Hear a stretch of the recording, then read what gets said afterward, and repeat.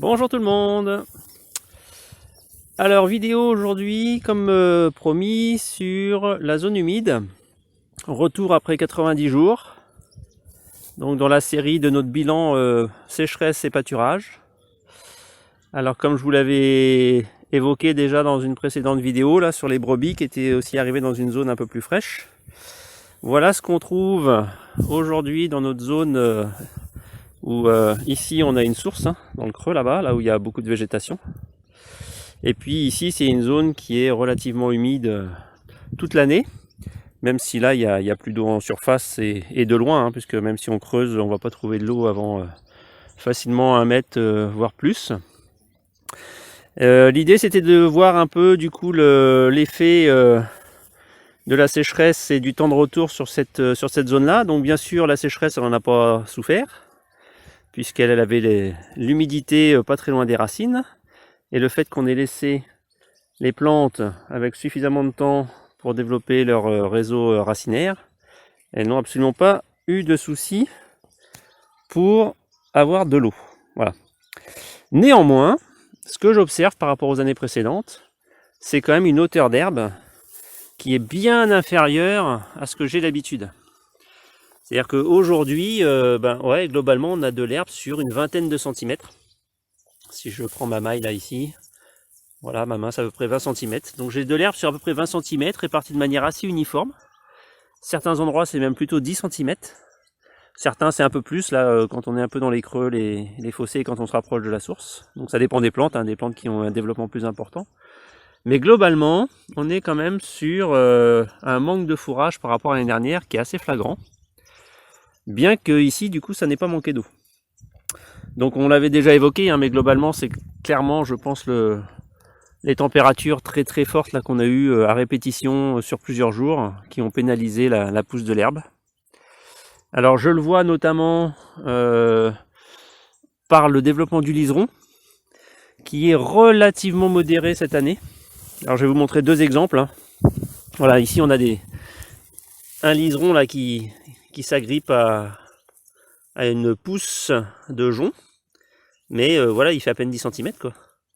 Alors que d'habitude on a des choses beaucoup plus développées en termes de liseron notamment. Alors c'est une plante que les vaches apprécient fortement quand elles arrivent dans un champ où il y a du liseron, c'est en général ce par quoi elles commencent.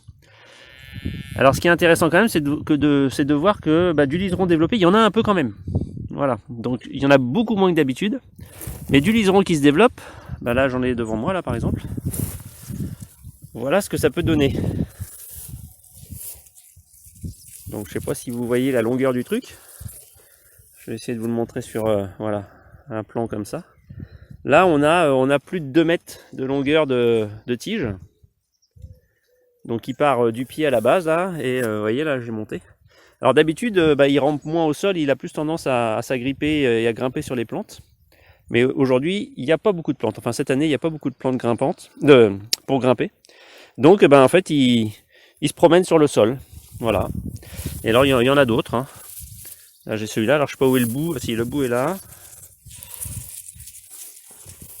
Voilà.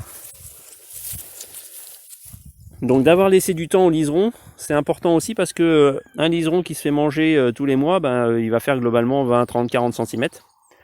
Si vous lui laissez un peu plus de temps, vous voyez qu'il peut atteindre facilement les 2 mètres. Donc en une bouchée, au lieu de manger 30 cm, la vache elle va vous en manger 2,50 m de long.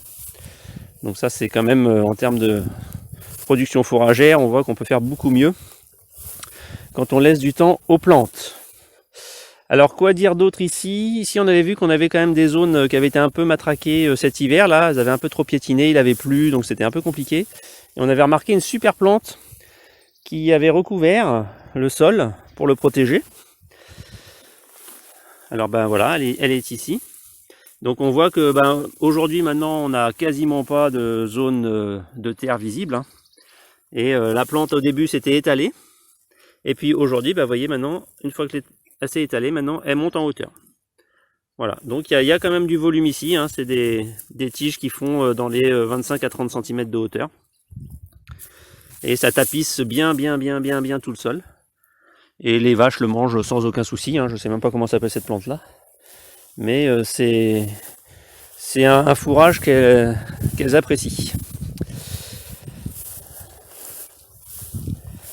Donc là, elles sont dans la zone humide, mais un peu plus en hauteur encore. Donc là, il y a aussi un peu de jonc, forcément. Mais vous voyez qu'avec les grandes bouchées qu'elles prennent, elles avalent tout d'un coup le jonc, le trèfle.